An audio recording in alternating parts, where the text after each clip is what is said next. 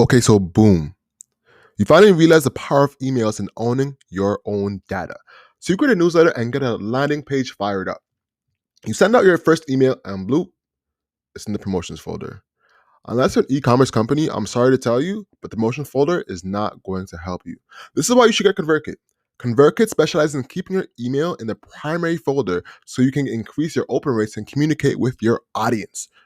They also have beautifully designed landing pages and squeeze pages for you to capture more emails. I personally love the fact that they have good support.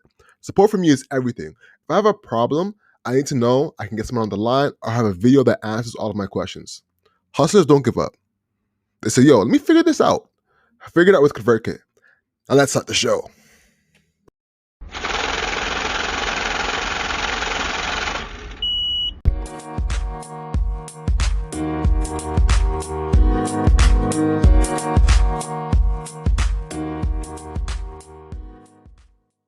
Every negative is a positive. The bad things that happen to me, I somehow make them good. That means you can't do anything to hurt me. It's a simple one. I'm feeling it. I'm feeling it. You feeling the one? I'm feeling. It's hitting. It's hitting. It's it's like it's like the PlayStation load bar back in the day. It's like where you turn on PlayStation 2, it's like, meow, and then you see the loading thing. Yeah, was loading, and it just stopped at like 90. Oh my goodness! It just did not slap. That. I loathe that. And then you take out the disc, and then you rub it on your shirt, some static, then you put it up. I used to do that with Tiger Woods, bro. I used to love playing Tiger Woods. That was your PlayStation game? Like Tiger Woods? Bro, that's how I fell in love with golf. Oh, mine was Tony Hawk Pro Skater for sure. Oh my God, yo, Crash Bandicoot. Crash Bandicoot. What you know about that? Crash Bandicoot. What's another one, man? NBA Street Volume 2. Yeah, that was a big one. Remember when they had the hip hop game? Where it was like DMX and like not DMX. It was like they had like a hip hop like street brawl video game, and they had like Joe Budden in it. They had DMX. They had like pump it up. Like, yeah, like sure. I remember I heard Joe Budden's tracks in one of those games, man. But yo, I got a funny story to tell you. So speaking about PlayStation, back when I was living in Nairobi, bro, I wanted a PlayStation so bad. Like my desire for a PlayStation was just unreal. So my cousin had gotten a PlayStation from my Uncle Willie. Rest in peace, Uncle Willie. And he moved in with my cousin Emmanuel. So I went to their house, and I used to go every day to school telling kids I had a PlayStation. Like legit, you know how I talk about like you have to like lie and it's gonna like become a reality. You start believing it. So I lied so much I believed I had a PlayStation. So I go to my cousin Emmanuel. My Uncle Ken was my cousin Brian's godfather. So they're living together. So I stole some of his games. When we went for a family gathering, so I can show them off at school to show people like, yo, I have a PlayStation. So, bro, I did the most to show I had a PlayStation, bro. And then when I finally got it, when I moved to Canada, it was my first ever Christmas present in Canada. My dad surprised me, and I lost my shit, bro. That's when I got NBA Street Volume 2, and he got me like NHL 04. That's how I started up, bro. So 5 years in the making to get a PlayStation, man. That's incredible. Bro. Oh, man, yo, we didn't even introduce the pod, man. Hold up. Hello and welcome to the Hustle Over Everything podcast. This is the podcast where you receive stories, tips, and strategies from entrepreneurs who've done it to grow your business and take yourself to the next level as a person. I'm Alex, aka Lupe Successful. And I'm Oino Sende, aka Hustle Muscle. You feel me? And today, yo, the brand has legs, eh? The brand has legs, bro. The brand has legging. You feel me? We're starting to make moves, starting to walk. All right, today on the podcast, man, we have my guy, Marc Lafleur. He's the CEO of Trulocal. Trulocal is a company that connects customers to meat farmers. They make that process a lot more clean. They specialize in delivering quality meat products directly to the consumer. It's a beautiful business. It was ranked number 14 out of 400 in top Canadian companies by the Globe and Mail. He's also received an investment from Michelle Romanow, from Dragon's Den or Shark Tank for our American audience. So it's actually going to be an amazing podcast, man. So y'all got to tune in. Have the notepad ready. You know what I'm saying? So it's going to be a good one. What'd you think of it, bro? Man, Lafleur, I love having that, and Lafleur, like it just adds some swag to it. I lie. It sounds like a Travis Scott Yeah, name, like Laflamme, Lafleur. I think it's the Jacuzzi. What's his name? Jazz Cardier's thing, right? Jazz or Jacuzzi Lafleur or something like that. Susie Lafleur, yeah, it has like some swag to it, some bossness to it. Mr. Lafleur, so we got a man like Mr. Lafleur on the podcast, Mark. Bro, amazing story, man. True red entrepreneur, legit hustle muscle. This guy's got it. He's been lifting his hustle muscle, pumping it up, working every muscle of his hustle, and doing the grind. Where you use hustle muscle, bro? Yeah. Yo, and bro, the way you say hustle muscle too is hilarious, bro. Hustle muscle, man. I gotta give a shout out to my manager Mats from Good Life when I used to do sales at Good Life, bro. Because I used to be grinding out the leads, bro. Mm-hmm. So he's like, "Yo, Mr. Hustle Muscle," and it just stuck, and I loved it. So that's how we're here, bro. But man, Mark, I love the way he spoke about his business, his strategy, how he grew it, why he loves meat, the value chain of getting the meat to the customer, how they do the procurement, the logistics, the marketing, and expanding over Canada. I think a lot of people who want to build like a D2C brand, will really get a lot of value out of this. And he's got an investor in Michelle Romanow. She owns Clearbank. She's an investor in Dragon's Den, and a big Canadian entrepreneur. One of like successful Canadian entrepreneurs. Also, she's a woman too, so big ups to her. Not a lot of women entrepreneurs are out here doing it, but she's like one of the leading ones in the, not only investor but also as an entrepreneur as well. So it's really inspirational. Most definitely. Michelle, if you're listening, you got to get you on the podcast. You got to come on. Got to come on, yo. Come talk about your hustle. Like you're actually a hustler too. So we want to hear your story, how you did it, and get inspired. And give our audience some game. Most definitely. All right, man. So how you doing overall though, bro? I know you got the folks over, no? The folks are over. They came through. They checked out the crib, made a meal. And yeah, bro, my cousin is here right now in the morning. My cousin Carlton, Calito Papa, he's over there making some eggs, some coffee. Okay. And we're going to tune in and watch some Premier League action. Mm-hmm. And yeah, chill out, bro. Yeah. How about you, man? I'm about to get my hair cut. That's why I got the do-rag on. You know what I'm saying? I got the waves cooking, So I can't wait to get this haircut and have the waves feeling like, when you hop out the haircut off a barber chair and you feel like the fresh cut confidence, bro. Fresh cut confidence, man. So I'm anticipating that. I'm excited for that. And I'm working hard on creating more content for us. We're rolling out the sticker marketing soon. So I'm excited for all that, man. Other than that, back to your haircut though. I don't know if I've ever asked you this, but do you take a extra longer route back home after you get a cut? No, you do that? You took an extra route after a haircut? So this is what I used to do, right? So when Onyx Barbers was still on Yonge Street, I used to, home is just nearby, just straight down Dundas up west. But I used to go to the mall first because the Eaton Center is right there. So I'm just like, boom, let me just go walk around the Eaton Center, show off the cut. Because, bro, take it in. You just got a cut. Why are you going straight home? You got to show it off. You don't know who's watching. You don't know if, like, you'll find, like, a pen girl just walking around and just, like, she sees your face. Like, oh, like, who is that? That's a fact. You do. Okay. There's definitely a confidence. And you're right. You are at a pinnacle of confidence after a haircut. It doesn't make sense to just go straight home after that.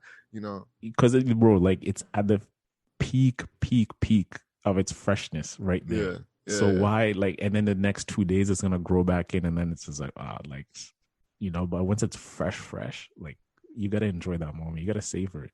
That's a fact. That's the most definite fact. All right, that's true. With that said, though, let's hop into the business tip of the week. Let's do it up, man. What you got cooked up? All right, so right now it's the top of November. Literally it's still October actually, and we are getting ready to hop into Black Friday. If you have a business that's in e-commerce, that's in Even lead gen a lot of times could leverage Black Friday as well if they have a specific package that's relevant for Black Friday. And Cyber Monday is coming up as well. And this is probably going to be the biggest Black Friday and Cyber Monday we've ever had. This because of the nature of the situation with, the pandemic. So what can people do to try and prepare themselves for the holiday season, essentially? I came up with 5 things, listening to different people who have been reporting on what they're doing for Black Friday. So we're going to try to keep this one in e-commerce. A few things that I want to focus on is the purchase process. This is the time where you'll probably have the highest amount of traffic in your store. So things that you can do to make sure you're getting that money, making them sales. One is image reviews. When people come to your website and they're kind of indecisive about buying, image reviews can be one of the strongest things you add to your platform to convince somebody to make that sale. If you're on Shopify, there's specific apps that you can use to have images. One of the most popular ones is eNorm, and this is not sponsored, by the way. eNorm apps, they do have a 7-day trial. It is a paid app, but it can pay itself back in gold. This because of the difference. One person who uses it really well is the Fresh Heritage folks. Shout out to Gamal Codner. He has, I've went to his page. Basically, they sell beard oil and beard care products. And one thing that they have really well is amazing reviews. Not only do they have picture reviews, but they have like a verified sticker next to it, so that's actually a verified review. They have a ton of pictures under each product to make sure that it's communicated how well the product works.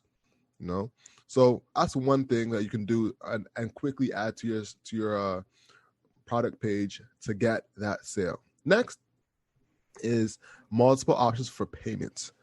A lot of people sleep on this, and I don't know why. If you are on Shopify, make sure that you're using Apple Pay, PayPal, Amazon Pay. Amazon Pay is a big one. Everyone's on Amazon right now. Everybody. So why not have Amazon Pay? Even if they don't use it, the fact that you take it can make someone feel more comfortable knowing that you're on the cusp of the best payment platforms. So it's one thing to make sure you add into your lexicon when you are adding payment methods to your page. So next is retargeting. So just a quick mid recap is image reviews, number 1. Number 2, multiple options for payment. And number 3 now is going to be retargeting.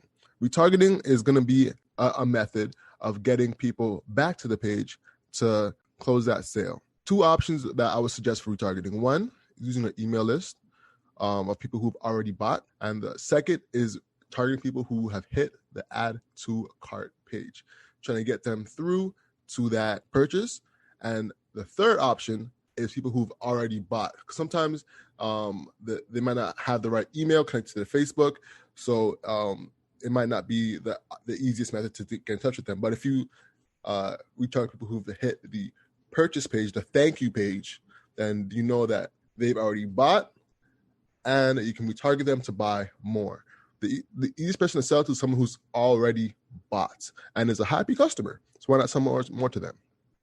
Moving right along, I want to pivot now from actual purchases to driving more traffic. One thing I would suggest is, of course, let's like with retargeting, is looking at your email sequence and seeing how you can improve that.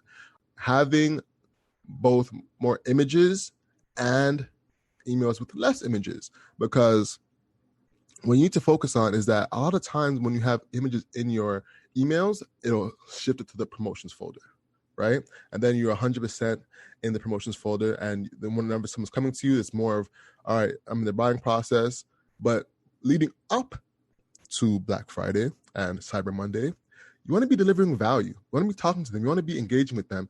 And one way you can do that is by having emails with less photos and more copy focused on value, because that will end up, there's a higher chance. I don't want to say it's a fact that it'll end up, but it's a higher chance it'll end up in your primary folder. And the primary folder is gold. That's where the higher conversion rates are for email. And that's where a lot of people will read it and come to get that value before the purchase. It's not just about asking for the right hook on Cyber Monday, on Black Friday, but you need to be leading up to that point as well. So ways you can do that is think about what value you have, what value the audience wants, and what's in that middle. You can create a Venn diagram. I always talk about the Venn diagram in my consultations of what value you have, what value the audience wants, and what's in the middle.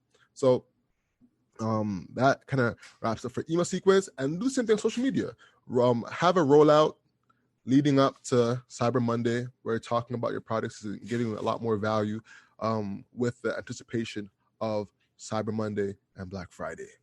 So hopefully that helps, guys. Let me know what you think. DM us on Instagram and give us your feedback at 24/7 Hustler. Are you currently doing these things? What are you doing to increase sales for Cyber Monday? I want to know. Please let me know. And boom. Bang, bang, bang, bro. Cyber Monday is coming up, guys. You know what it is. Time to get your money up, trying to get the bag up. Get the duffel bag, not the string bag, Facts. So, guys, you know what time it is. It's Mr. Hustle Muscle on the mic, ready to give you the Hustle Nation tip of the week. And the tip of the week this week, guys, is the habit of going the extra mile, right? One of the things that I've learned over the years of reading and reading a lot of the people I love to read, is going the extra mile. So going the extra mile in whatever you do is the habit of doing more than what you're paid for. So whatever you're at work, whatever it's your business, it's actually doing more than what is required to do.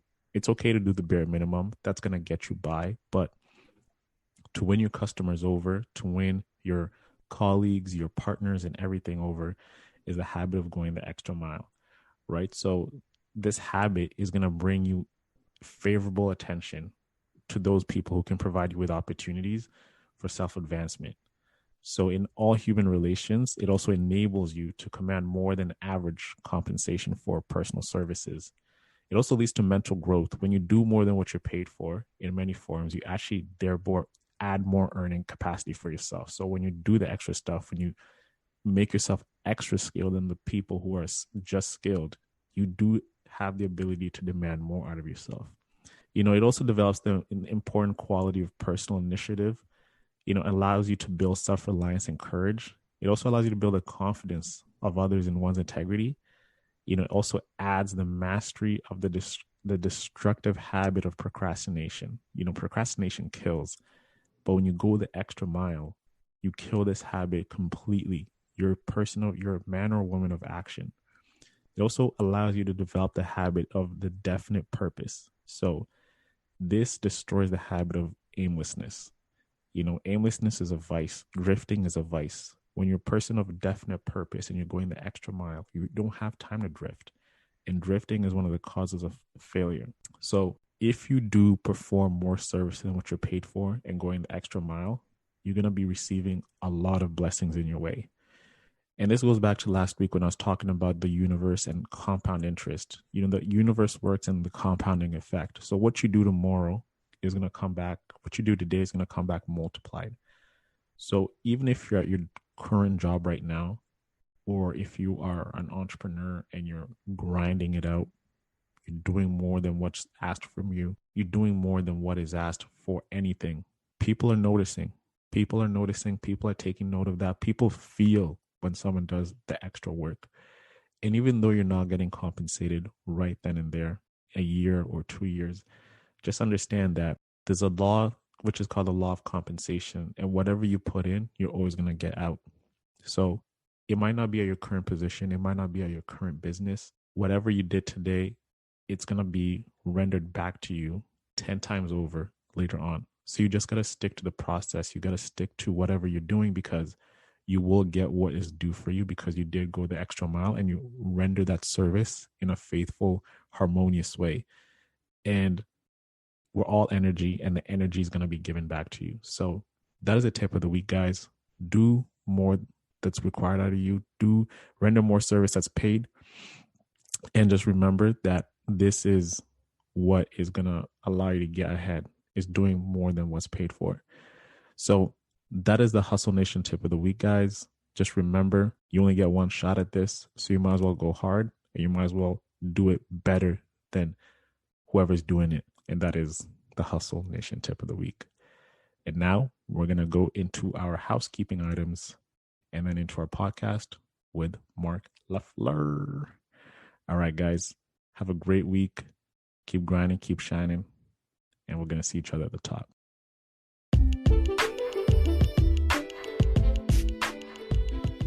Hey guys, before we hop into the podcast, we have a few housekeeping announcements. For free to support the podcast, if you're on Apple, make sure you rate and write a review about our podcast. This makes a huge difference. On Instagram, make sure to take a screenshot and tag us in Instagram stories. It makes a huge difference. It helps us share the podcast out and expand the community. On Twitter, we're at 24/7 Hustlers. And on Facebook, we're Hustle Over Everything. Guys, we were busting our ass, especially Owen, working on their weekly newsletter. It's called the 24/7 Hustle. It covers news in business, music, and culture, all through the lens of entrepreneurship. And for our paid options, guys, we have some great merch on the store. Check it out at hustleovereverything.co. And lastly, our Proud to Pay program is linked in the description down below. Now let's hop into the show.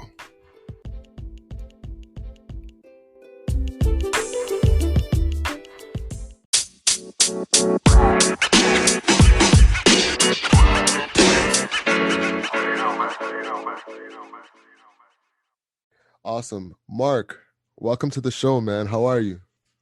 Good, man. Good. I'm happy to be here. Finally, I know it's been a long time coming, so today's the day. Yeah, man. Thank you for hopping on, man. You have a really impressive business, honestly. Yeah. Thanks, man. I appreciate it. It's been, like any founder will tell you, man, it's been a roller coaster for the past 4 years, but we're definitely happy with where we're at today. Mm-hmm. Awesome, man. Yeah, man. I first came across you like when I saw you on Dragon's Den, and Alex told me again. I was like, have you heard of Marc? I'm like, nah. He's like, yeah, check him out. And I was like, oh yeah, I remember seeing him on Dragon's Den, and everything just came back together.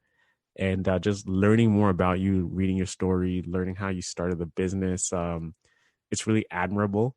And as well, too, we're going to get into it with you back at Waterloo, the things that you did that led you here.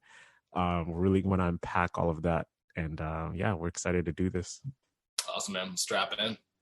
Yeah. Awesome, man. So let's start with the icebreaker. That's how we start the podcast now. It's a little icebreaker. So what was one of your last big purchases? My last big purchase. Honestly, I need to get some new Tims. So I got some new Tims. Exciting. I live that founder life, so I'm not really blowing a whole lot of cash left, right, and center. But yeah, I would say that was the most expensive thing I bought recently. I bought some computer monitors actually for working at home. So those are the things. Nothing super crazy right now. That's about what, like $200? Tims are like $200. Yeah, and then the monitors actually. I got like the dual monitors, so like each monitor was maybe like $500. But I had to get this like custom 3D printed piece to mount them because I bought the monitors, didn't realize they weren't compatible with the monitor mount.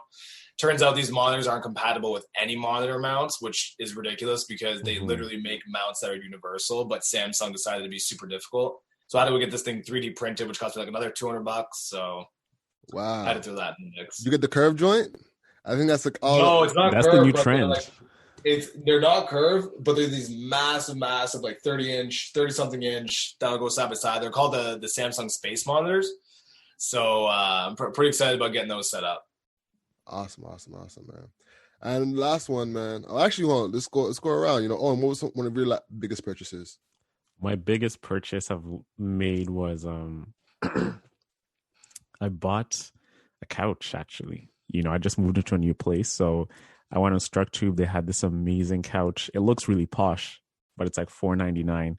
So really comfortable, really cozy. When you're watching the Raps game, you need to have a proper setup. So that was like my latest biggest purchase. Very adult purchase. Yeah, that means you're growing up. When you're buying a couch, you're buying artwork, you're buying these little things to fill out the house. That means that you're paying bills like I just got a new place, right? So you're paying hydro. I'm like, what the hell? Now I got to pay hydro and all these things. So there's levels to this thing called life. Never forget the first time when I graduated, I had to pay tax for the first time. I'm like, okay, I'm official. It's done now. I'm adulting now. Adulting season is upon you, bro. Yeah. That's a fact. For me, honestly, I was gonna say rent, to be honest, but that's not a purchase. I would say the last purchase I've made that's like, I guess, has been somewhere over like $100. It's probably been the last pants I bought from SP Badu. Shout out SP Badu, Spencer. Mm-hmm. He was on the podcast as well, and yeah, I think that was like $150. The last purchase I've probably made over $100, and I can remember.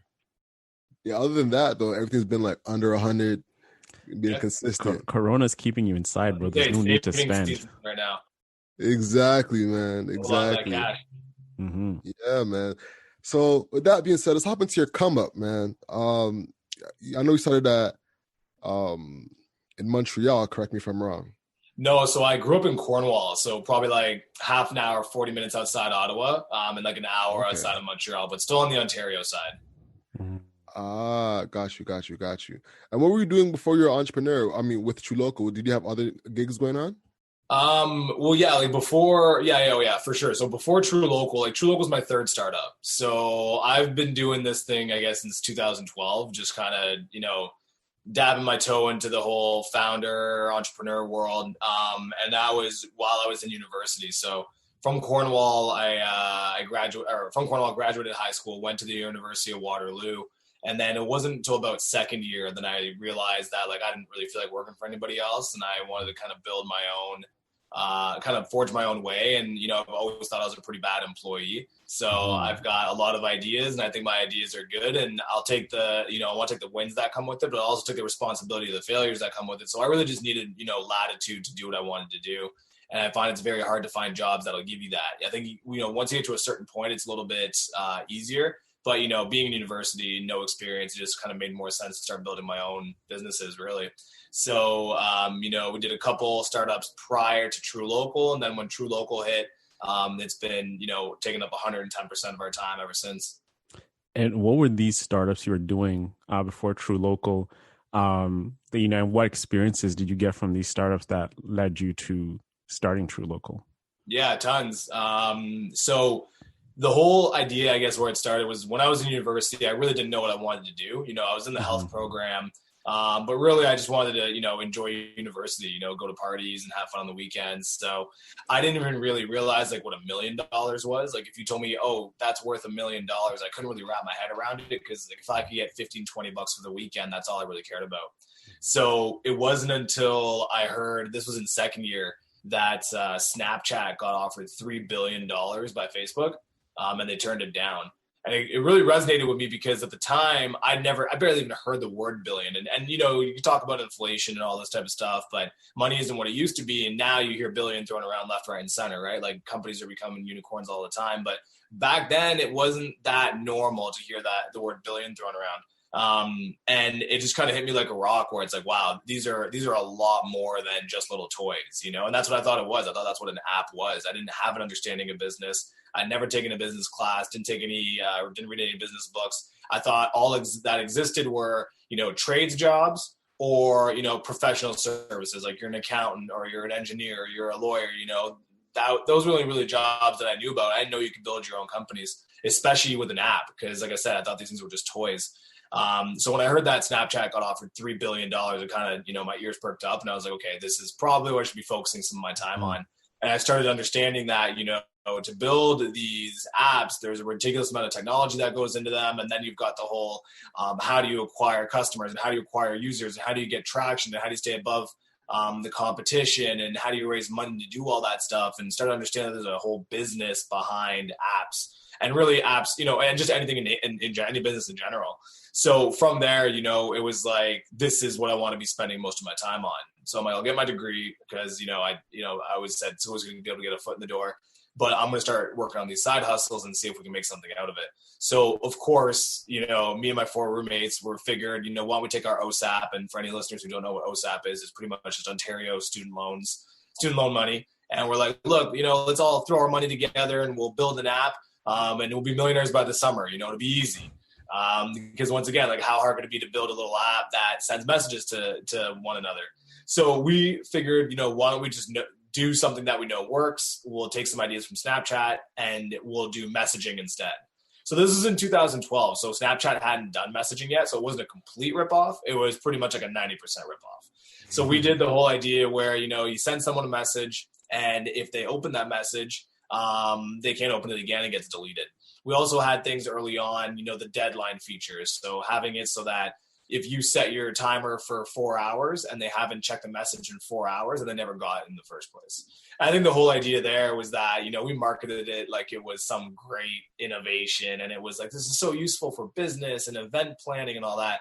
But really, it was just a bunch of university kids using it for booty calls. So that way, if they send something out at like 2 a.m., they could have like a 1 hour timer. If someone didn't open it on the flip side, then it would just get deleted in the first place. So people loved it because of that. Mm-hmm. So we did that, and it was me and 4 of my roommates, and none of us had any experience whatsoever. We had no idea. We didn't know what business was, barely knew how to incorporate a company. That in itself took months of just navigating, and it's scary. You're hopping on phone calls with lawyers, and you don't know, never talked to a lawyer before, and what's an incorporation, and name search databases, and just things like that are so basic that were just challenging to go through because you've never done it. All the way through to, okay, how do we build an app? Do you find some freelancer? Do you hire somebody? Do you bring on an employee? What do you do? So we kind of navigated all that while figuring out the ins and outs of how to build a brand, and how to get some PR and some media attention. And that was step number one in my founder career or entrepreneurial career. And I think the biggest thing about it was that we just did it. We didn't think about it. It wasn't about, is this the right idea? Is this the right plan? It was an idea. It was viable. So we're like, why not go after it? There are so few ideas nowadays that are unique at all. Mostly you're just improving on an existing design, or you are doing something that you think you can do better than the competition. Idea A might not be that much better than idea B or C or D. And most founders have this problem, right? They've got all these ideas. And they're like, which one's the right one? They're probably all the same level of average, right? Maybe you got 10% better chance of success on this one versus the other one, but it's not significant. All that matters is how you execute over the next 5 years of you trying to build that business. So for us, that's just kind of what we looked at it. Like, we didn't think twice about it. Was there better ideas we could come up with? For sure. But I can almost guarantee you right now, looking back on it, it was the first idea we came up with. Okay, how can we be millionaires? How can we copy this? What can we do? Let's just do it for messaging. Didn't overanalyze it. And we went after it. And there's no argument to be said that it failed. But I would say that it didn't fail because the idea sucked. It failed because we sucked. So learned a bunch of stuff through that. And then, kind of just been rinsing and repeating it. And, we make a ton of mistakes and I fail all the time, but I typically don't do it twice. Mm-hmm. So going into the next venture, it was, okay, here's what I learned on the first one. I'm going to try to plug those holes while going into my second venture. And same thing, when that one failed, it was okay, let's take this on to the third one. And now this time I've got, even more of the picture filled out. So I think I can make it further than we did in another few. So that's kind of where it all started. It's crazy how you had that paradigm shift of not knowing what the startup scene is, like Silicon Valley. I remember, I don't know if you ever remember this, guys, but remember the Yo app? It's like you can just send someone a Yo. Yeah. And I think your Snapchat moment was my Yo moment. They gave them $1 billion, not $1 billion, but $1 million in funding for this app that just said Yo. And that's when I was back in my hometown in Sarnia, Ontario. And I was just like chilling, looking at TechCrunch. I'm like, they got $1 million for this. I downloaded the app. I'm like, wow, like this is crazy. I remember the Snapchat thing happening, and then Instagram came out. They got sold for $1 billion in like under 600 days, which was, unprecedented. It's never been done before. So when you guys built the app, what kind of traction did you get? And what was the demise of you guys moving on from the app? Yeah, so the traction was relatively minimal still. Like, we had just started, but we had gotten traction at UW, like in Waterloo, right? Like, it was our own sort of ecosystem, and we never raised any money for it. So like, this is all bootstrapped. So we were just doing things like organically through Facebook when that actually used to have some sort of effect. So, had a little launch party, got our first, base of users. And then actually what ended up killing it is I accidentally deleted our database. Oh. That was pretty much the final nail in the coffin. We, as any founder, you get kicked in the nuts every single day. You're getting punched in the face. And it's okay because usually you have the motivation and the drive to keep going through it. But we were already getting beaten up just throughout the workload. It was the first time to know what to expect. And then I accidentally literally hit delete. I was trying to delete one part of it, deleted the entire thing, no backups. And we're like, all right, let's throw in the towel on this one. We're done here. So that was the demise of that, of the towel. Yeah. Damn, that's crazy. It happens. Man, if you ask any founder, like you wouldn't believe the stories that you hear on how things fail or whatever, So that's one of my good ones. Jeez. Yeah, that's hilarious, man. To go back real quick, me and Owen were actually just talking about Snapchat in that last podcast about them being sold to Facebook and if it was a good decision to take it or not. What's your opinion, man? Do you think, looking back now, now that we have the future on our side, do you think that Snapchat should have taken those $3 billion? Yeah, of course. Like without looking at their cap table, I don't know. I would assume he still had quite a bit of ownership in the business. But yeah, of course. Like I'm a huge believer in, I'm a huge believer in deals that are on the table. And one of the big things for me with where I'm at today is that, we've been able to build what we have today with no resources, right? We quit our jobs for this. We didn't pay ourselves for the first couple of years. Like we're hella broke, right? And we were able to build a successful business. My whole thing is that, Trulocal is not the be all end all. It's not, there's going to be a lot more chapters for myself after Trulocal. So for me, it's been, what position will I be in at that time that'll help me in my next ventures? And when I look at something like being offered $3 billion, it's kind of like, what could you have done with that money? What could have been the next thing that you did? Unless it's your dream, it's your passion. Like you're fortunate enough to have stumbled upon something that you are passionate about and able to make money off of it, and you control the majority of the business and you're able to hire all the people that you want to hire. There's always something better, there's always a better idea, a better way. So for me, I always look at it where, you got $3 billion, even if you make 300 million out of that after taxes, it's like, damn, that's a good amount of money that you can go and really change the world or really create. I don't know too, like Snapchat's probably one of the social medias that I follow the least. So who knows, maybe they do have a mission to change the world, but all I've been seeing from them is, a bunch of snaps and some glasses.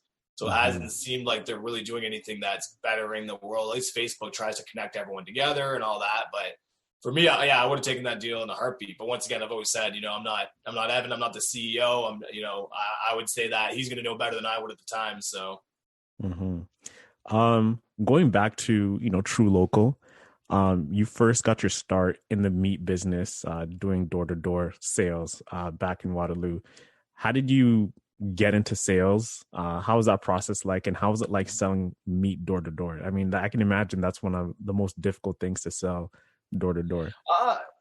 Yeah, I'd say so. Like, I got into it because I was working 3 jobs at the time to pay through school and go through all that. And then my roommate, he was a little older than the rest of us were, and he used to go to his day job every day, and we never really knew where he was going. And one day we asked him, he's like, oh, I work for this, door-to-door meat sales company. And, he told us how much he was making. And I was like, hey, I need some more part-time work. What's it like? And he's like, you talk really fast. You might be pretty good at this. Why don't you go give sales a shot? So I got an interview and they hired me on the spot. And then, honestly, that was pretty much the whole idea. Like they would go door to door and set appointments. And then as a sales rep, the sales rep would go to the house and pretty much try to sell your way into the house and then be like, hey, I've got a free sample for you. Can I just drop it off and tell you a little bit about the sample, which would lead into about an hour and a half long pitch where you're trying to close them on, signing up for a year's worth of meat. And I did that for 4 years, and it was good. It was great. It wasn't that hard. You'd go out and make a few sales a day, and things were okay. And I think it's all based on the fact that it was a great product, and it was something people wanted. They wanted better quality meat. They wanted to know where it was coming from. They wanted no added hormones or antibiotic free. So the product was great. It's just the business model that made no sense. The door-to-door aspect made no sense. The selling people a year's worth up front made no sense. Like those are all the things that were causing challenges for people. Hold on. You sold a year's worth of meat up front? Yeah. So a year's worth of meat up front. The minimum package was like $3,500. And then you sell them on the idea that, you can do like a payment plan, which is really a credit form, which like you got to sign up for, like it's a whole credits alone to buy this meat for a year. And, I kept looking at that and I'm like, okay, we sell a lot of this and the company's doing a ton of money.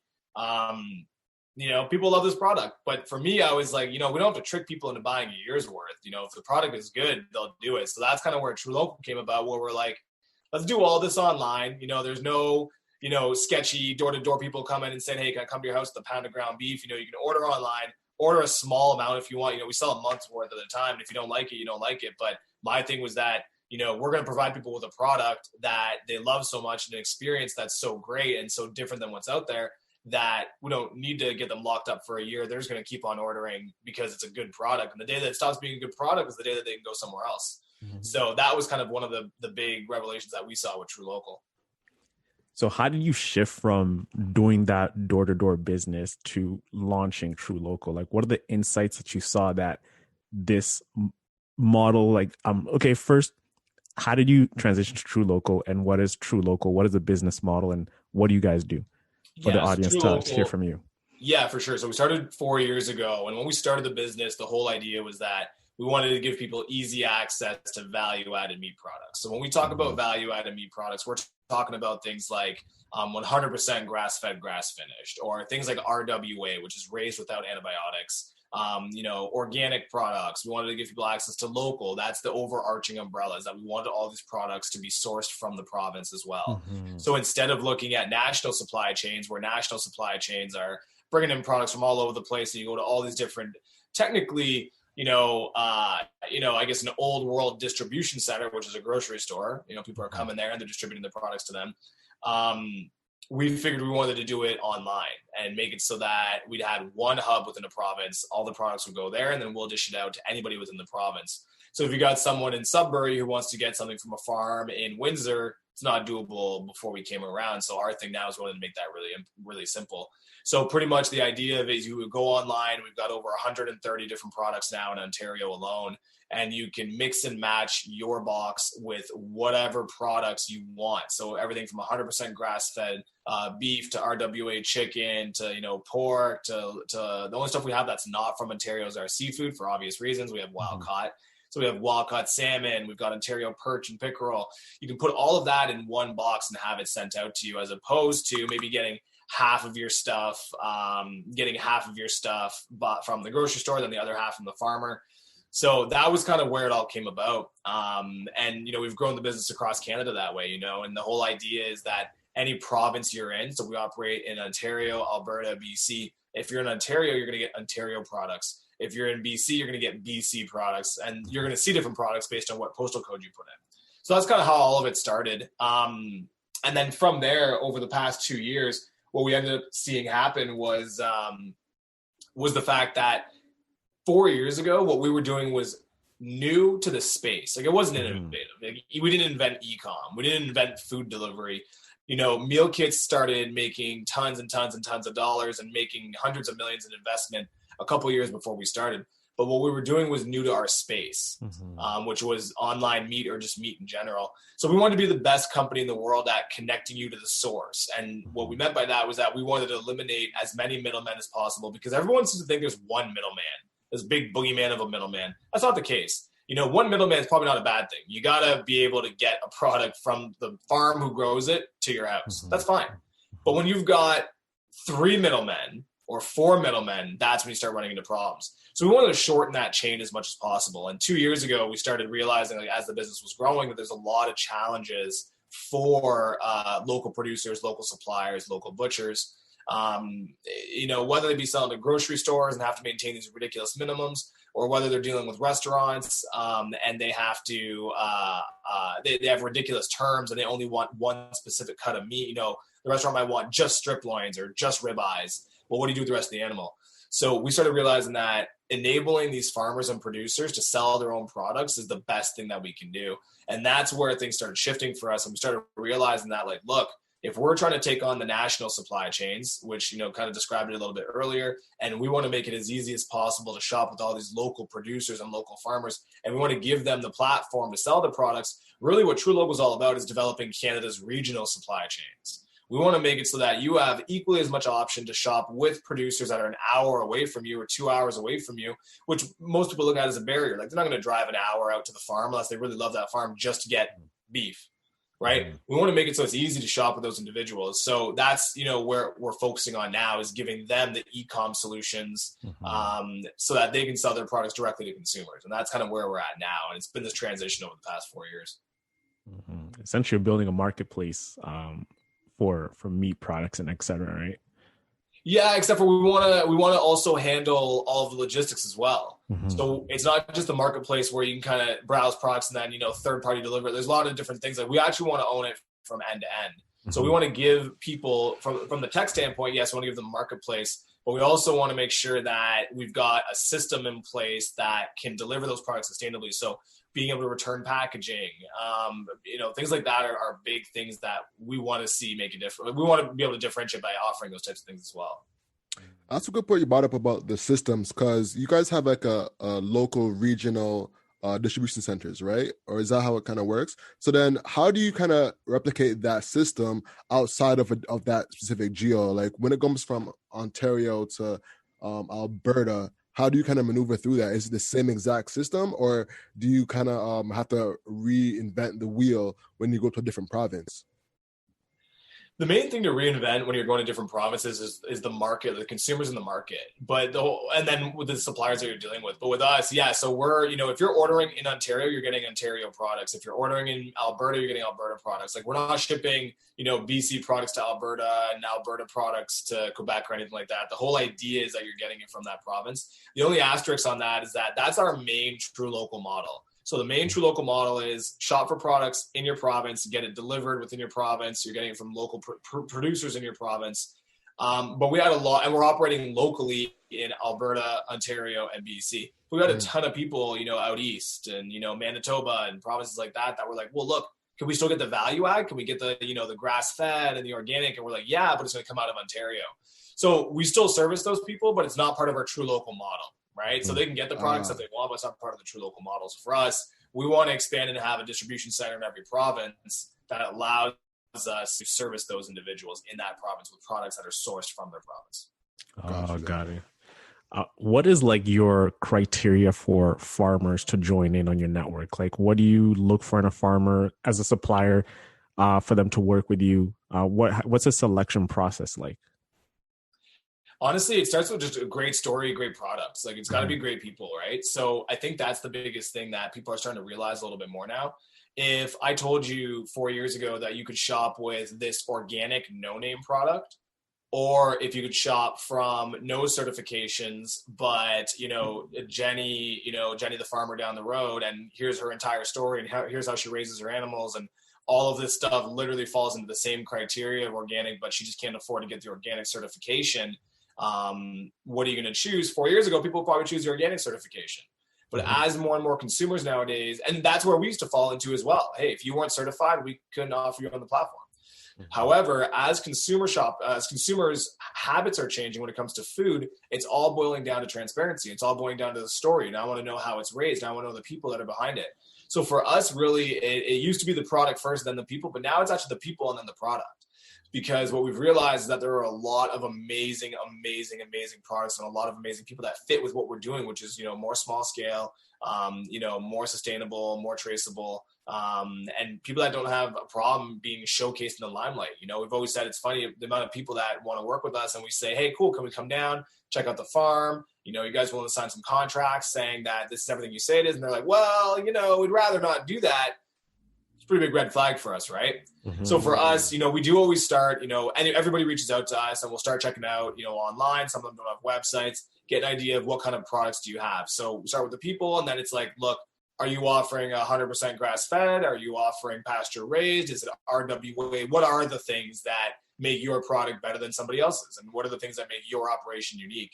So for us, it's always about we'll choose the suppliers and then give the consumer the choice. So once again, back in the day, it was almost like organic was against RWA and grass-fed was against AAA, and one was better than the other. And we started realizing that once again, that's not the case. It's preference. If you're really a foodie and you love your food and you love the taste, well, what's going to matter most to you is a AAA cut of steak. Like, you want it to be marbled, right? Versus someone who's like, well, I only care about the health benefits. I just want to be as healthy as possible, as clean as possible. Well, then you're going to want to focus on the 100% grass-fed, grass-finished. And same with organic. Maybe some people are like, look, if it doesn't have a certification, I don't want to touch it. No problem. Then organic works well for you. So we offer all the above, and we give people the ability to choose what they would prefer. Like I've got AAA beef. We've got AAA local beef. AAA local beef. We've got 100% grass-fed, grass-finished beef, and we've got organic beef. So people can choose which one matters most to them. And what we want to do is just highlight the people and the stories and the reasons why that they feel their products are the best, and let people make that decision from there. Got it. How'd you come up with this model? Because it's like genius the way you orchestrated it to have, that kind of distribution, and this like the whole system. Did you create that yourself, or did you like have inspiration that you kind of modeled it after? Well, in the early days when we were just selling online, like I said, it wasn't anything unique. For us, it was, everyone's moving to e-com. More and more people are moving from retail and getting more accustomed to shopping online.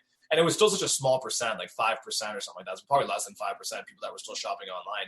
Mm-hmm. And we figured we could take best practices from all these other industries and we'd be able to run a successful business because it was niche. So that really wasn't anything unique. It just kind of made sense. It was kind of common sense. It was models that were already done out there. But as we've progressed more and more into this whole development of regional supply chains and trying to say like, hey, look, instead of having a couple really, really big food processors that distribute across the entire country, why don't we have a lot of really small producers that people would rather be shopping with, but make it easy to shop with them.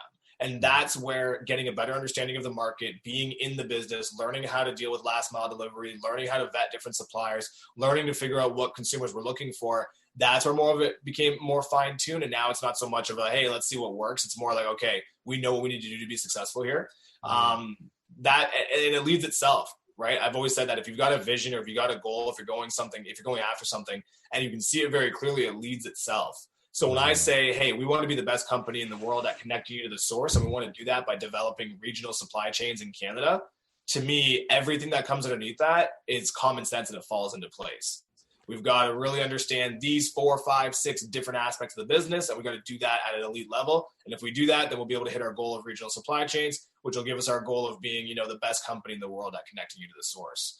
So I think early on, you're using best practices from other people. But as you spend more time in your business, you're starting to develop your own. Yeah, like business is all about like setting up systems in place, like reading books like The E-Myth, Revisited. I don't know if you've read that book, but it's big on systems. You scaled your business from Ontario. You first started in Ontario and then you went out to like other provinces slowly. What systems did you internally create that gave you the confidence to, what we're ready to go to our second expansion, our first expansion, which I don't know what you can tell us what province that was. How did you create these systems and how did you test them to make sure like, okay, this will work in a different province? Or did you know that it's duplicatable in another one, in another province? And if not, how did you switch it up? Yeah, I think the biggest thing that we realized in terms of being able to scale ongoing was the way we set up our meetings, the way we communicate within the business, and scaling our marketing. And the reason I say that is because we always had to have a head office and then a warehouse. So you've got these two different cultures, right? Which is very challenging in a startup when you're trying to create this overarching culture. And then when we started expanding into new markets, it was another location and another location. So the biggest thing to streamline any process before the actual process itself is making sure that everyone's on the same page, everyone's aligned, and we do that through proper communication. And that was one of the most challenging things because nobody really talks about that. It's how you're conveying goals to one another. It's what channels are you guys using? Is it Slack? Is it email? Is it phone call? How did you set up your meetings? Who's holding accountability in the meetings? And this was something that was really important for us to continue to grow and continue to scale because we started doing it very quickly. So we needed to make sure, and in the early days, we fumbled all the time, right? When we did Alberta, which was our next expansion, it was almost like running two completely separate businesses. They were in no way, shape, or form were we using the knowledge that we had learned from opening and starting Trulocal in Ontario in Alberta. It was, the guys were just kind of going at it and using what worked and reconciling all of that over the course of a year or however long is what really started making it so that was much more replicatable.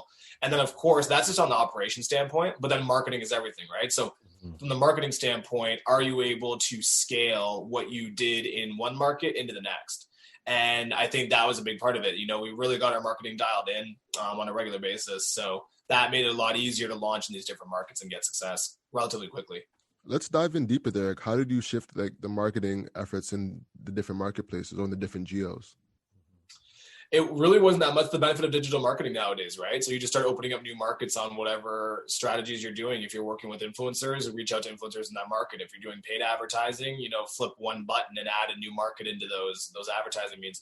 I think one of the most important things, though, is making sure that you are separating your messaging and making sure that you're doing proper segmentation and understanding the different audiences in these different markets. Yeah. But yeah, that's the benefit of starting a business nowadays. And I think that using things like that is a great sort of fuel to add on to a fire. You know, the ability to have, the ability for paid advertising and you can pay for impressions is great to use, especially during expansion. However, the problem is most people look at it as a crutch. And that's what they build their entire business on. And they never have any other strategies or channels that don't involve paid advertising. And that's where you get into trouble. Because it's very difficult nowadays, at least in the past couple of years, to be profitable with paid advertising. You can grow, but you're not necessarily going to be profitable because cost per acquisition costs are going up significantly. There's more and more businesses going up. So I think that's one of the things to understand is that marketing is, you know, you want to have as many levers as possible at your disposal. However, you want to know which of the 5 out of your 50 levers you want to activate at any given time and how much. You don't want to be in a situation where you've only got 2 levers and they're both maxed out or one's maxed out. And vice versa, you don't be in the situation where you have 100 levers and you're only using 1 or 2 of them, or vice versa, you're tweaking them all and they're all out of range, right? So I think that's a really important part of it is understanding what channels and what strategies work best for what stage of your business you're at. That's so important. I can't put any exclamation points like on that because that's just so important. I do have a paid agency myself, and that's something that I focus on. If a company is only coming to me to have their one marketing channel as paid, I'm like, this is a red flag, you know. We can't do business. Whereas if this is their one lever they want to add to their marketing artillery, then it makes sense, you know. So let's talk a little bit more about that real quick before we move on to building the brand. What worked well for you? What didn't work well? I'd love to learn more about that because not a lot of people we've had on the podcast get to this level of scale that quickly. So do you mind diving deeper there? Yeah, it's honestly timing is everything. And the fact that we try everything. So we'll try everything. Like I can almost guarantee there isn't something we haven't tried yet. And if there isn't, we would try it in a second. It's how much do we double down on it? And that's the thing, because there's a lot of things that we tried that we deemed not successful because we didn't go hard or deep enough because it wasn't worth the risk at the time.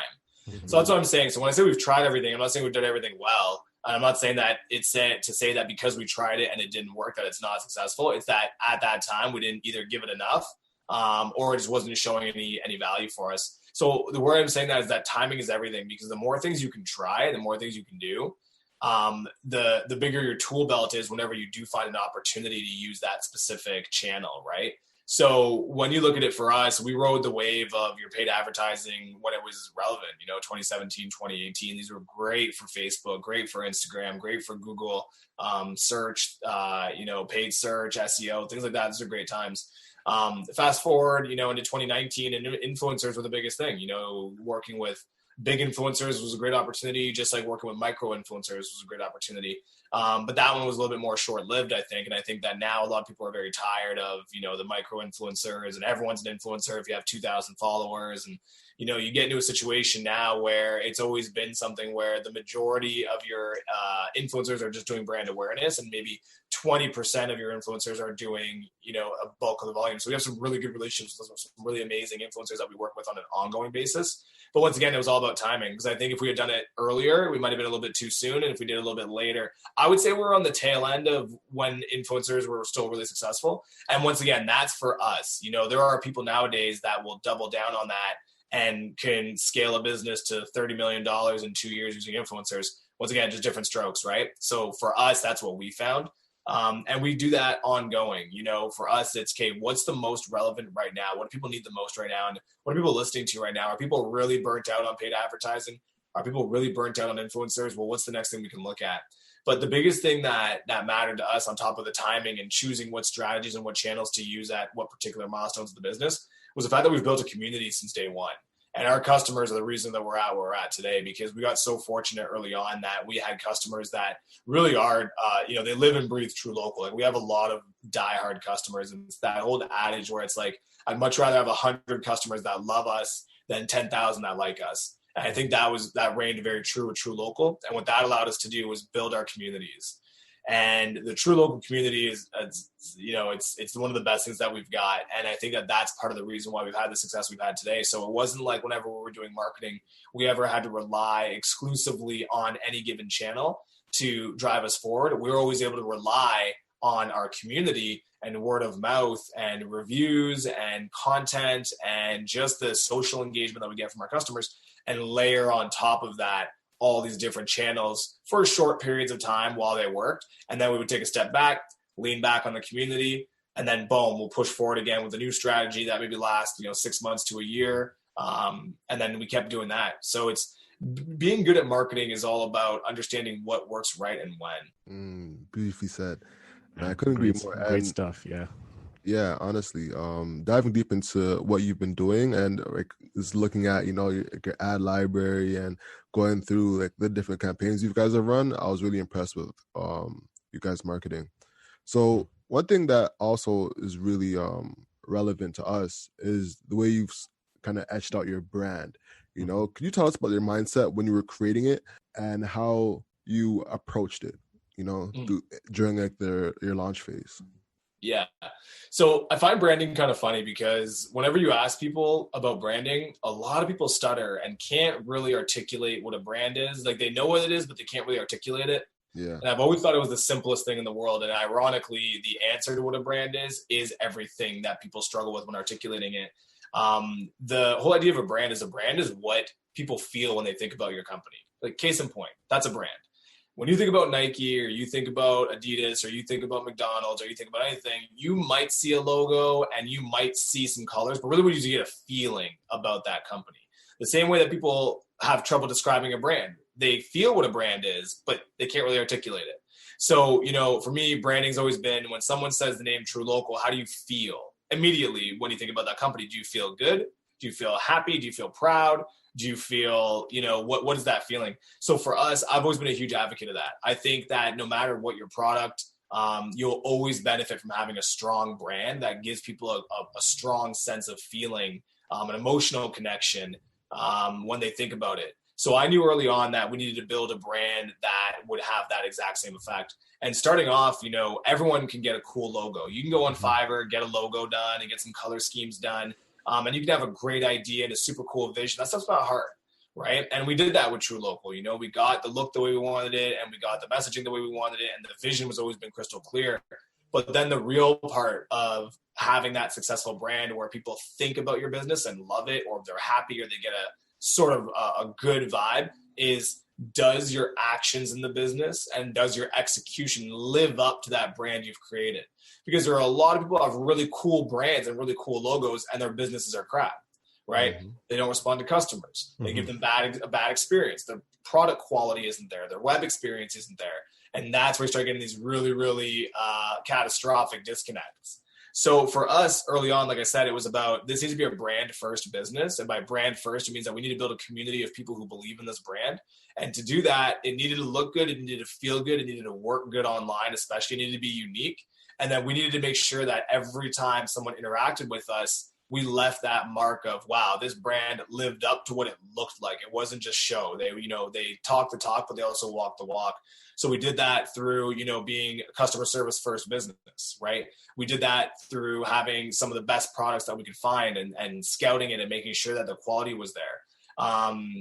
We did that through the vision and the mission and trying to push forward the connecting you to the source model and getting people onto what I feel is a trend and not a fad. And, shopping local, you look at all these different food diets and different reasons why people eat different products. It's a lot of them are fads, whereas when it comes to supporting local, that's not a fad, that's a trend. So you take all of these different little aspects, all these itty bitty little pieces that on their own don't work. You know, the logo doesn't work on its own. The website doesn't work on its own. The products don't work on their own. The mission doesn't work on its own. The way you treat your customers doesn't work on its own. And you put all that together though, and you find some ways to smoothen out the edges, because as a growing startup, it's going to always want to fall apart. You got to kind of keep it in this nice little clay ball. When you put all that together, what you get as a result is a feeling. Mm-hmm. It's a feeling when people think about your company. And that's always been most important to us more than anything. Big gems. Big gems, man. We always talk about brand too. Like, it's so true what you said about the feeling you get. I learned this about when I was like in first year of uni. Like, you know, I was very into branding. I really pride myself on being able to like come up with cool branding names for different products. But it wasn't until like I realized that it doesn't matter what I think. Like, I can create the vision, I can steer the framework of how I want it to look. But if my customer doesn't reflect what I think, I know there's a major disconnect there. And what I want to ask you, like, you know, you're talking about like making them feel, right? Like making them feel like a certain way. What are like some principles that you could share that really allow someone to feel a brand apart from just like the assets that you create? So I think it's subjective, and I think it changes for different brands, right? There are really strong brands out there, Dollarama, right? You feel a certain type of way, but that is all about cheap as possible. You know, I'm going to save, in and out quick, you know, maybe the aisles. I don't know why, but when you think about Dollarama, I always think about the aisles, you know, just something like that. There's things there that are completely different than something like, you know, Nike once again. So I think for us, some of the really important things was, we really wanted to have people have a sense of pride, which I think was important. So if you're shopping with Trulocal, you're proud to shop with Trulocal. You know, it's something that you're like, you know what, I pay a little bit extra to get this level of quality in my home, and I'm proud about it. And I think that that's something that we achieved and the result of that has been, you know, our organic social content. You know, the amount of people that tag Trulocal just because they support what we do, or they like the look, or they're just proud to say, hey, we're with Trulocal. I think we've accomplished that, and I'm really happy about that. And on the flip side, though, I think it's having them know that we're there for them. And it sounds cheesy and cliche, but that's something that our customer service department has done so well. If anyone has ever had an interaction with Trulocal via customer service, I absolutely 110% promise you had a great interaction. There's no ifs, ands, or buts. We've taken care of whatever problem there might be. We've taken care of you, no questions asked. For us, it's not about what we do on box one. It's not about what we do on that initial order or even that second or third order. We care about dealing with you on your 9th and 10th and 11th order. So for us, we just want to make sure you have the best possible experience. And if there's anything that you had that wasn't up to par, we will always be able to take care of that for you. And I think people appreciate that. There's a lot of companies out there that I get a sense of, you know, even Walmart back in the day, where it was like those no hassle returns. And, you know, for us, it's food. It's different. It can't have like a no hassle return policy, but they using their mechanism of having, you know, a brick and mortar location made it feel really good about buying something and being able to know that you had this comfort. So with us, same thing, you know, we want to give people that level of, they know they have the support. If anything did go wrong, if there's any problems or questions or concerns, we're there for them.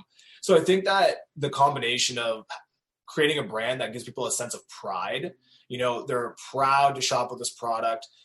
They're proud to support the mission. You know, they're proud to say that, look, when I shop with Trulocal, it means something. You know, it means that I'll spend a little extra. You know, it means that I like to eat good. It means that I like to support local. You know, it means I'm Canadian. You know, we've always kind of associated, you know, we got our leaf. It's always been something. Those are kind of the vibes you get. And on the flip side, on the defense, on the, you know what, like what does it mean personally for you? Like those are the extrinsic motivators, I think. I think intrinsically they're like, well, you know, this company's also going to take care of me. Like they care about me. They're not going to try to dick me around. You know, those are the feelings that I want people to get. And if, like I said, even if it's only just two, those are the two feelings that we want to make sure people have. And I think that I like to think, you know, that's what they do have so far. Most definitely. So let's move on a little bit. Let's start talking about Dragon's Den. Dragon's Den experience, man. How was that? Yeah, it was awesome, man. It was great. You know, I've always said, I think nowadays Dragon's Den's a bit of a rite of passage for people. I think that regardless of what your business is, and regardless of whether you need the money or whether you need the airtime, just go through Dragon's Den because it'll make you a better person. Even if you bomb on national television, a lot of people are very successful at raising money behind closed doors. I'm one of those guys. I can walk into a meeting. I don't get nervous in investment meetings. I like to talk. I can pitch my heart out, and I have no issues. But that's also because we're behind closed doors, and I can be a little bit more theatrical, and I can stumble a little bit and then not have it be an issue whatsoever. On national television, though, everything changes. Like, I can't talk as fast as I talk in a meeting one-on-one. If you mess up, well, now the heat's on you, you start sweating, now you're going in your own head and you're losing your mind, and now, okay, it's game over, right? So it ups the stakes quite a bit. So for me, it was always this great opportunity to say, you know, am I full of shit? Like, can I do this on the main stage? Like, is it something that I can actually go ahead, talk the talk, but also walk the walk in front of the cameras? And for me, that's where it really came in from the personal side. So that's why I always say, as a rite of passage, not on the business side, but on the personal side, if you have an opportunity to put yourself in a challenging situation like that, you should do it, especially if you plan on being a business owner. On the business side, it's a great opportunity. You know, if you need financial backing, you know, you're able to get some money on Dragon's Den. If you need the exposure, then you're able to get the exposure. If your episode airs, you know, nationally across the country, they say that, I forget what it was, but something like, if your episode airs on Dragon's Den, it's worth $1 million in advertising. And then on the flip side, you know, if you get to deal with a dragon, you might have a great mentor that you can work with over time. So I would highly recommend people do it. I think that if you are going to do it, be prepared. It still frustrates the hell out of me when you watch Dragon's Den and there's people on there that have no idea about their business, like basic things. So just go on there and take it seriously. And I think if you're doing that, then it's a great opportunity. Most definitely. One thing that really stuck out to me is in a previous interview, you mentioned that during the airing of the interview, you were actually working and you were on the chat bots or the chat messenger on the website. Break that down, because I feel like there's a lot of keys there that a lot of people don't pay attention to. Yeah, look, like, if you are celebrating the night that your episode airs, something's wrong. Right? Like, what you're probably doing is manning your website for the influx of traffic that's coming in and the thousands of questions that are coming in. And that's what we had to do. So we didn't know what to expect, but we had our entire team, which was like 5 people at the time. And we got one of those live chat message box things, and we were just manning it the whole night nonstop. And it was just going off, hey, just sign on Dragon's Den, you know, wondering this, wondering that. And that's part of why we were successful on that night. Otherwise, we would have lost thousands, tens of thousands of dollars in sales by just not being there and just be like, okay, let's hope the website works and things are going well. So I think that's an important thing, that if your episode airs on Dragon's Den, and once again, it could be different, right? Maybe you're a retail distributor, or maybe you're a franchise and you don't have to be manning your website. But if you're an online e-com shop and you're about to get traffic that can convert that night, you have to be manning. You're working triple time to make sure that that's going to be successful for you. 100%. I want to I want to extend that point. When you're advertising on Facebook, when you're advertising on Twitter, when you have that influencer campaign and people are coming to your website for the first time, you should be there to actually answer those questions, because people are going to be curious and wondering, all right, so what's that? What's this? How does this work? This is the time to speak to people and convert. You know, when I was working at a AI agency for Facebook ads, the one thing that they made sure was happening is that when someone came on the page from an ad, you were right there to meet them and speak to them to convert. That's one of the big tools a lot of people sleep on. They just think, hey, if I pay someone to come on the page and automatically convert. There needs to be help. There needs to be a customer service person in the store speaking to you to help you walk through that page. A lot of times when people are putting in their credit card, they'll be like, oh, there's a postal code thing missing. There's one thing going on with my bank account, and they don't know what's really going on there. And they need help to say, hey, oh, we just had a problem on our back end. You're having a problem with your bank. Go call your bank. You'd be surprised how many people need to get told to call their banks to make a purchase go through, and how many people will actually do it to make the purchase go through. You know, correct me if I'm wrong. No, absolutely. I think that a lot of people think that ads sell, but ads don't do anything other than drive traffic. Like, that's it. Your ad drives traffic. You know, your ad gets you a click. You could have the best ad in the world and someone could have made the decision to buy just through your ad on Facebook, which is highly unlikely, but it could happen. And then they could land on your website, have a bad website experience, and be like, see you later, I'm done. Right? Vice versa, you could have a really crappy ad, and that ad drives the traffic to your website, but you got that person there on the live chat, like, hey, thanks for joining, you know, thanks for coming to the website, what can I help you with? And then you're able to sell them. So I think that's one really important thing to understand for people. But once again, it's a challenge in itself, right? There's a bit of a paradox there, because it is very difficult to have a proper live chat setup. Like to be able to do that. And if you're doing it at scale, like if you're driving, 100,000 unique views a month or more or anything around there, you need someone doing that full time. And what most people do is they don't want to dedicate the time to it, or they want to outsource it. And now let's go back to the branding. Well, the last thing I ever want to have happen is someone go to my website after we've done so much work to try to make people, to show people that, hey, look, the one good thing about Trulocal is we're a community. You're going to get the family experience. You're going to get all that. And then come to a website and you've got some outsourced computer service agent, mistyping things, not being friendly, not being warm, not adding a smiley face, not giving that interaction. That's not Trulocal. So it's almost like, hey, how do you reconcile the cost of running a proper live chat service and maintaining the brand? It's interesting. Once again, we talk about levers, right? It's all, what do you want to do? Yeah. Like we're, close to wrapping up in time here, but COVID happened this year. I wanted to touch upon this, like you being in like this business, how did it impact your business overall? Like, did you notice that you benefited from the pandemic, or did you not benefit from the pandemic? Yeah, it's a real weird, it's been such a weird, surreal sort of scenario, because on one hand, I've got a lot of my business buddies that are doing some sort of essential service and their, revenues have gone up significantly. And on the flip side, I got a lot of my buddies that are gym owners and restaurant owners, and, they've gone out of business because of what's been going on. So it's really unfortunate that there's 50% of people, well, it's less, that have been doing well, and then the other 50% are going bad. So for us, we were fortunate and we feel blessed that during the pandemic, we were deemed an essential service. We deliver frozen meat locally sourced to tens of thousands of families across Canada. So for us during the pandemic, our biggest thing was wanting to make sure to keep the doors open. So we had a lot of different challenges where some people had revenue challenges because less people were showing up or less people were purchasing. We were on the flip side. We had safety challenges. So making sure that because we're an essential service, how do we keep everybody safe?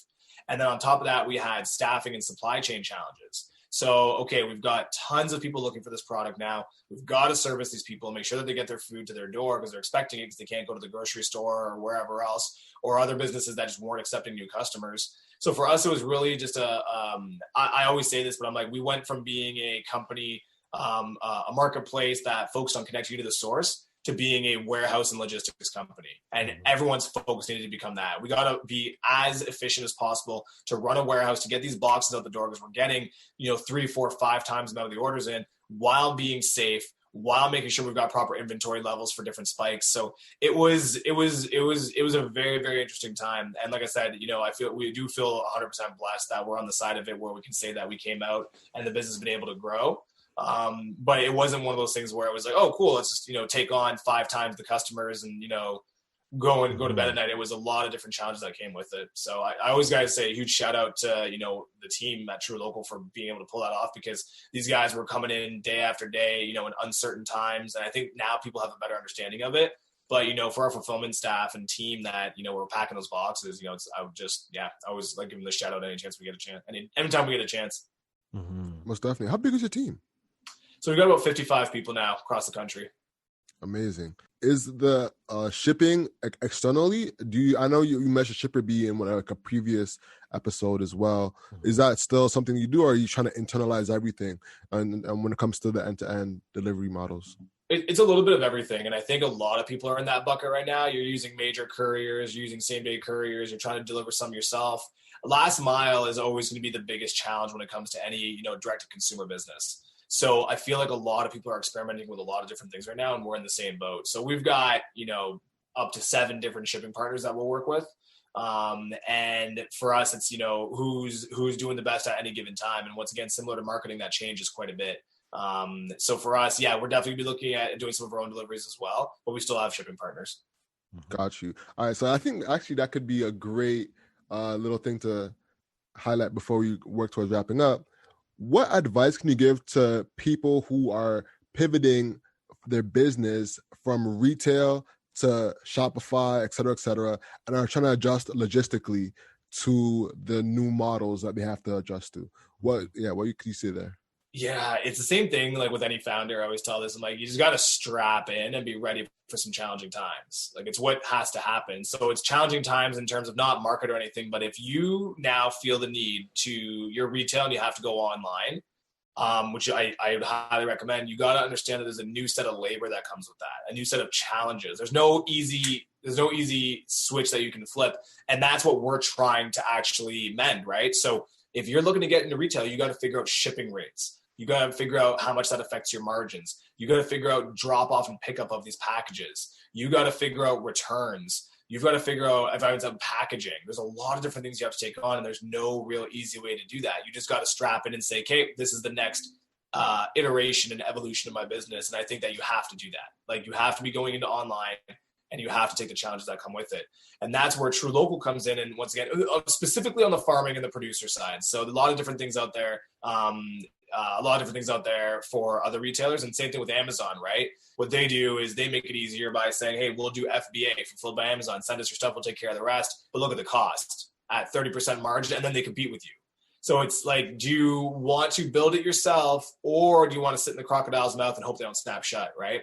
So what we want to do with the producer side is provide that Amazon service where we can be like, hey, look, you guys are the kings and queens of raising these animals. You don't want to go to the farmer's market anymore, or the farmer's markets are closed. We can take care of the rest of it with Trulocal Connect. We'll give you the shop that you can use, and then we'll take care of the logistics. But we want to partner with them a little bit more, and that comes down to understanding our supply chain and understanding our last mile delivery and things like that.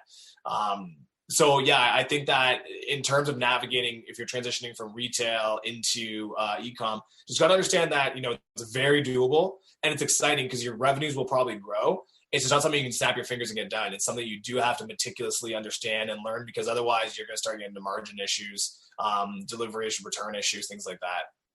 Most definitely. Working towards wrapping up, is there anything that we did not cover? No, I love chatting with you guys. You know, I'm glad. I hope the audience is enjoying what they're hearing so far. And I'm always reachable. You know, you can always find me on LinkedIn if people want to chat a little bit more. Anybody out there who's looking to start a business for the first time, or anybody just wants to, you know, kind of shoot the shit. And I love brainstorming new ideas. So awesome, nice, man. Where can people find you exactly? Yeah, you can catch me definitely on LinkedIn. So just Marc Lafleur, MARC, and then Lafleur, LAFLEUR on LinkedIn. And then if you're looking for some product, obviously trulocal.ca, TRULOCAL.ca. You know, I always say if you try one box, you'll probably get hooked. So, you know, hit us up. Amazing, man. With that being said, ladies and gentlemen, the hustle is what you can control. So control your grind and control your life. I'm Alex. And I'm Owen. And that's Hustle of Everything Podcast. Peace. Peace out.